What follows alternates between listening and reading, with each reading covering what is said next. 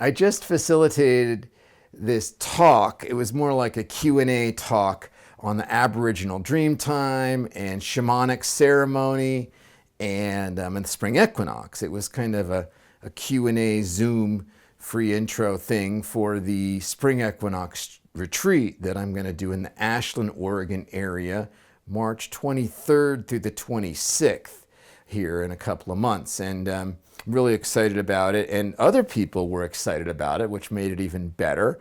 And more importantly, they asked some really cool questions. And it's always when people ask these questions and I kind of go inside to find clear answers, that's always when the best, it bears the best fruit. That's when the best things kind of come out. And one of the themes was just really cool. And I want to talk about that today. It starts with an understanding of the Aboriginal Dreamtime. And that's going to be our theme for this spring. And what the Aboriginal folks in Australia do when they want to create something in their life, they don't like just immediately go and start creating it or building it. They go into the dream time, meaning they go in and they do ceremony. And the dream time is this like deeper spiritual dimension that they go into via ceremony, via dreams. And it's a shift in consciousness. And then that's where they kind of dance awake this new thing. It might be a new aspect of themselves. It might be they either get married or go on a hunt or find a new place to live. They would always go and go into the dream time and dance it awake there, And I just think that is so cool. It really mirrors the work I've been doing with the shamanic work in the medicine wheel. It's like the space of the east, which is the spring equinox, is the time that we awaken things, and then they often don't have form yet. And as we move around the medicine wheel, I've talked about this many times, if we move around the medicine wheel in the south, I call it the accumulation of form. Okay, and the new thing at first is formless. Similarly, with the Aboriginal folks, they're dancing it awake in the dream time. It doesn't exist yet in this 3D dimension. Okay, and so that I just thought that was a really cool way. And one of the ways that I talked about it is I talked about this time that we do ceremony in the spring, or other times as well, but most relevant now is the spring. When we do ceremony in the springtime, okay, we're creating something for ourselves. We're dancing awake. We're awakening a part of ourselves, and at first it doesn't have form. So I kind of use the metaphor of it's like the thing is being conceived. Okay, and I'm talking about like human biology, like when someone, first gets pregnant, there's a conception, that it's conceived. Okay, and then there's this time of gestation where it's still inside, the womb, and it's still taking form, and it's growing, and it's maturing, and it's developing is the word I really wanted. And then it gives birth into this world, 9 months later for humans. And the same thing if you plant a seed in the plant kingdom, it takes a while till it grows, and then at some point in the springtime or later in the year, maybe May, it might pop out of the ground, and then it's born into, a little different, but similar metaphor. So I really like the idea of conception and then the birth of it in your life. And then there's this time between that as well that's just really sacred. And so the main intention of the spring equinox and doing ceremony is often to awaken. It's the conception.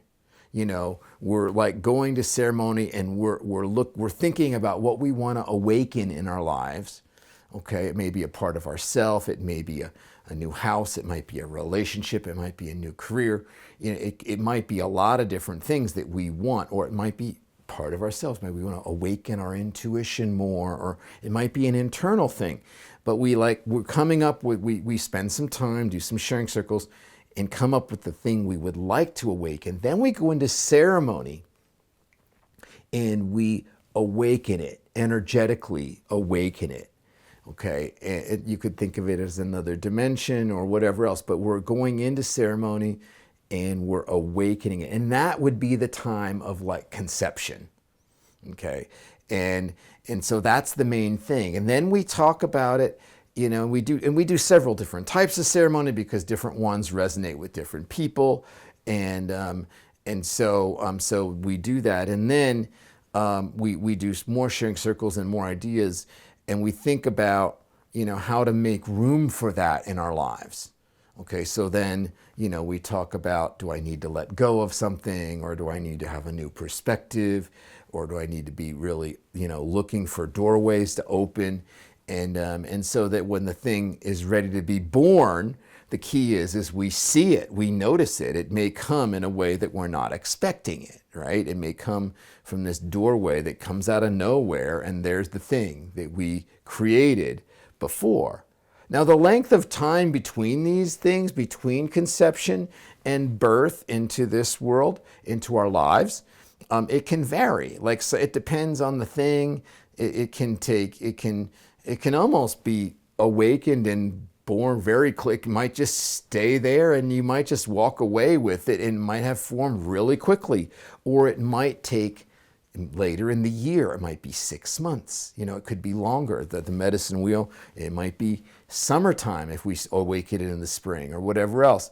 And that it's really important during this time, after conception, during pregnancy, if you will, that the main thing is that we don't give up, because there's no form. We think, oh, it didn't work. I have people, they call me and say, Mike, the ceremony didn't work. It didn't happen. It's like, well, give it time. You know, it's still taking form. You haven't given birth to it yet, you know? And so really not giving up on it is the main thing. And then being awake, what's the word I want? Like being aware of doorways that may be presenting the new things to you is really helpful as well. And you can also just kind of hold that energy. You know, you can keep that energy moving. You can go back into the dream again, because the energy, I call it an energy signature, that you experienced in ceremony, when the thing awakens, it will often have a similar energy, and that's a really helpful way to recognize the thing. You know, so anyway, those are some things. I just thought that was really cool. We were joking around in the thing. I said, so everyone's gonna leave the retreat pregnant, you know, and hopefully I think that you had to be there, but they understood my sense of humor, I hope. And that is my video for this week. Sure appreciate you watching, and I will see you in a week.